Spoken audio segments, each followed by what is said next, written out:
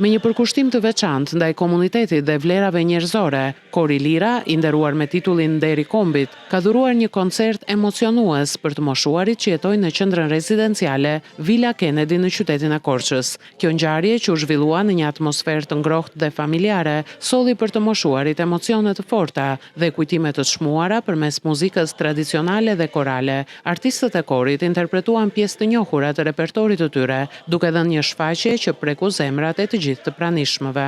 Kori Lira është kori i gjithë Korçës. Këtu jetojnë korçarë të vjetër, të cilët kanë mbetur vetëm tani dhe jetojnë në këtë vilë. Ne kemi ardhur dhe tjera dhe kemi bërë koncerte këtu dhe vim përsëri për të rikujtuar vitet, emocionet e kohës, sepse këngët që këndojmë janë këngët e traditës korçare, edhe serenatat, edhe këngët patriotike, dhe të them dhe këtë gjë.